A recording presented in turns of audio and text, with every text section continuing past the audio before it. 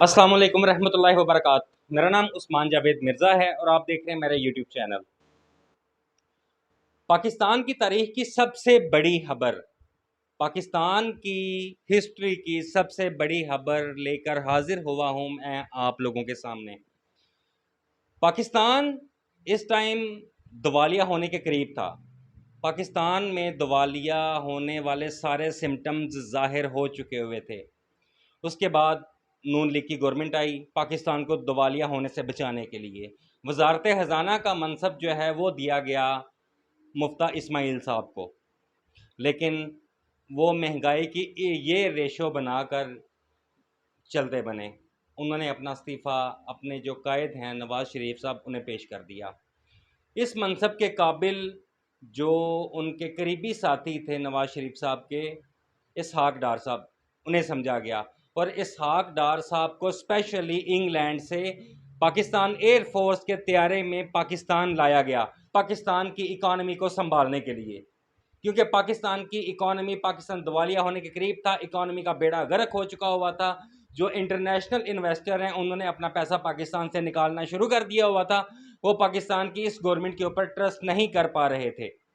لیکن جیسے ہی یہ خبر آئی پوری ایک گراؤنڈ تیار کی گئی، پاکستان آنے کے لیے پوری ایک گراؤنڈ تیار کی گئی، پاکستان کو اس حد تک لے کے جایا گیا۔ اس کے بعد مہنگائی کی یہ شرح بنائی گئی تاکہ اسحاق ڈار صاحب پاکستان میں آ کے مہنگائی کو کنٹرول کر سکیں، اور یہ پلان کامیاب ہوا۔ اسحاق ڈار صاحب پاکستان میں لینڈ کر چکے ہیں اور وہ جلد ہی 1 یا 2 دنوں میں وزارت خزانہ کے منصب کے اوپر چارج سنبھالیں گے۔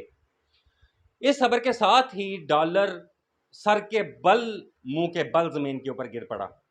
اب وہ وقت دور نہیں جب پاکستان کی زمین سونا اگلے گی، اب وہ وقت دور نہیں جب پاکستان کا ہر کسان خوشحال ہو، اب وہ وقت دور نہیں جب پاکستان کا ہر کاروباری بندہ بہت زیادہ خوشحال ہوگا، اس کا بزنس بہت اچھے طریقے سے چلے گا، چاہے چھوٹا ہو چاہے بڑا ہو۔ خیر، بڑا بزنس تو پہلے بھی چل رہا ہے، آج بھی اچھا خاصا چل رہا ہے۔ خیر چھوڑیں یہ باتیں، بہت جلد آپ لوگوں کو یہ دیکھنے کے لیے سب کچھ ملے گا، وہ وقت دور نہیں رہا۔ اب اسحاق ڈار صاحب اسلام آباد میں لینڈ کر چکے ہیں اور وہ کسی بھی وقت اپنے منصب کا قلمدان سنبھال سکتے ہیں۔ اسحاق ڈار صاحب آنے کے بعد سب سے پہلا جو کام کریں گے وہ ایک چیک لکھیں گے۔ چیک لکھنے کے بعد IMF کے منہ کے اوپر وہ چیک مارا جائے گا تاکہ پاکستان قرضے سے باہر نکلے۔ کیا؟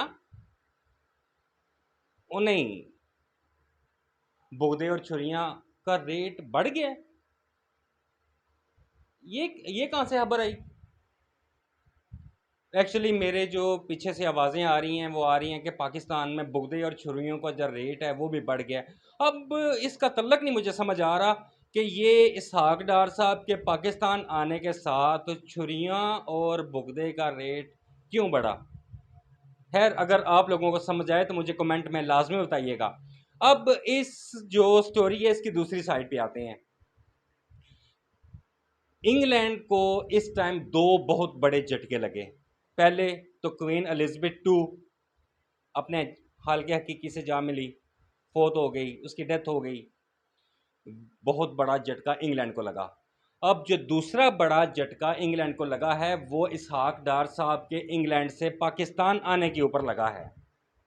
انگلینڈ کی گورنمنٹ یہ سمجھ ہی نہیں پا رہی کہ وہ اپنی اکانومی کو کیسے سنبھالیں گے، کیونکہ اسحاق ڈار صاحب انگلینڈ میں تھے پچھلے 5 سالوں میں، انہوں نے انگلینڈ کی اکانومی کو سنبھال کے رکھا ہوا تھا، اور وہ بالکل بھی مجھے لگتا ہے کہ جب کوئین الزبتھ اپنی آخری سانسوں پہ تھی نا، تو اس ٹائم اس نے لازمی بولا ہوگا اپنے آنے والے بادشاہ کو کہ اسحاق ڈار صاحب کو آپ نے پاکستان نہیں جانے دینا، لیکن اسحاق ڈار صاحب مانے نہیں ہوں گے، جس کی وجہ سے کوئین الزبتھ II کو ہارٹ اٹیک آیا ہوگا۔ یس، یہ بات، یہ اندر کی خبر، یہ میں اندر کی خبر آپ لوگوں کے ساتھ شیئر کر رہا ہوں۔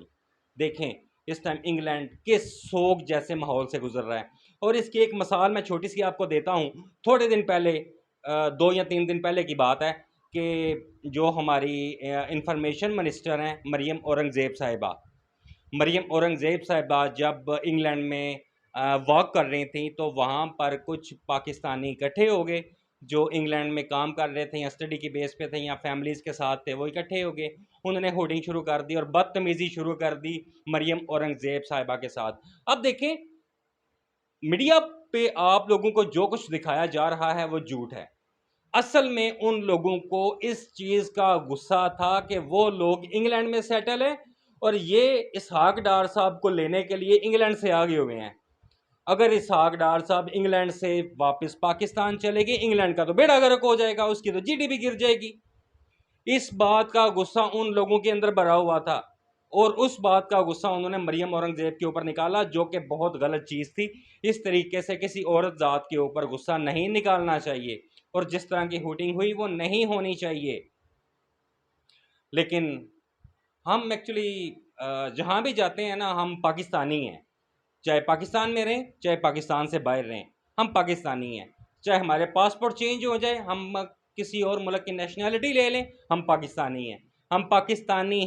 آپ دیکھیے گا چند دنوں میں ہی دیکھیے گا کہ مہنگائی بالکل نیچے آ گرے گی، ڈالر بالکل 110 پہ آ جائے گا، 110 سے بھی ہو سکتا ہے کم، 80-85 کے لگ بھگ نا۔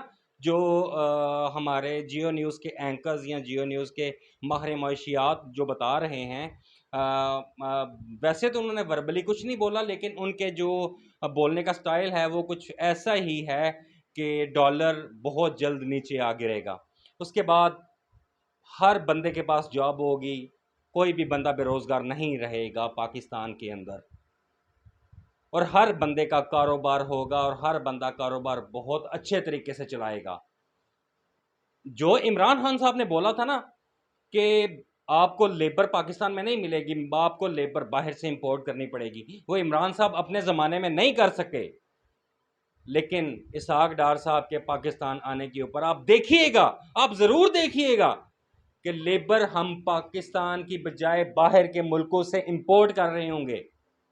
ہم انگلینڈ سے لیبر امپورٹ کریں گے، ہم انہیں بتائیں گے کہ یہ بندہ کتنا قیمتی بندہ ہم نے 5 سال آپ کو دیا ہوا تھا، اور ڈاکٹرز پچھلے 5 سال اسحاق ڈار صاحب کو اس چیز کی پرمیشن نہیں دے سکے کہ وہ ہوائی سفر کر سکیں، ابھی انہیں اجازت بھی مل گئی۔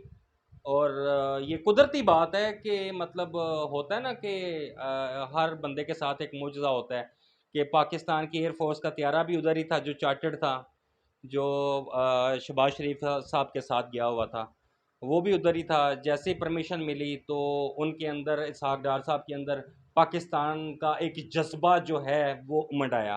انہوں نے بولا نہیں، اگر مجھے اجازت مل گئی ہے تو میں نے پاکستان جانا ہی جانا ہے۔ جو اندر کی خبریں آ رہی ہیں کہ اسحاق ڈار صاحب باقاعدہ شہباز شریف صاحب کے پیر پکڑ کے بیٹھ گئے کہ مجھے پاکستان لے کے جاؤ، مجھے رات کو نیند نہیں آتی، پاکستان کی عوام اس ٹائم اتنی بڑی پرابلمز میں ہے، جس کی وجہ پر کچھ چیزیں اگنور کی گئیں اور انہیں پاکستان لایا گیا۔ ہر گلی میں، ہر محلے میں، ہر شہر میں جو بچے ہیں وہ باہر نکل آئے ہوئے ہیں۔ ایز پاکستان میں اس قسم کا ماحول اس ٹائم بنا ہوا ہے جیسے گرمی پڑ رہی ہو، سورج نکلا ہو اور اچانک بادل آ جائے، برسات شروع ہو جائے، اور وہ جو انجوائے ہوتا ہے نا، بچے انجوائے کرتے ہیں، بڑے انجوائے کرتے ہیں، اس ٹائم وہ ماحول بنا ہوا ہے پاکستان کے اندر۔ ہر محلے کے اندر بچے باہر نکل آئے ہوئے ہیں، ہر طرف ایک ہی آواز گونج رہی ہے۔ یہ سنیے گا میرے ساتھ، سنا آپ لوگوں نے؟ ہر طرف خوشیوں کا ماحول ہے اس ٹائم پاکستان میں، بہت زیادہ پاکستان بہت زیادہ پرابلم میں سے گزرا۔ سب سے پہلے پاکستان کووڈ سے گزرا، اس کے بعد پھر پاکستان سیلاب سے گزرا، اس کے بعد پاکستان ایک مفتہ پرابلم تھی، مفتہ پرابلم میں سے گزرا۔ اب پاکستان کو، پاکستان کی عوام کو سارے پرابلمز کا حل نظر آنا شروع ہو گیا۔ بہت جلد آپ کو اچھی خبریں اب ملنا شروع ہو جائیں گی۔ بہت شکریہ، مجھے اجازت دیں اور اپنی دعاؤں میں مجھے لازمی یاد رکھیے گا۔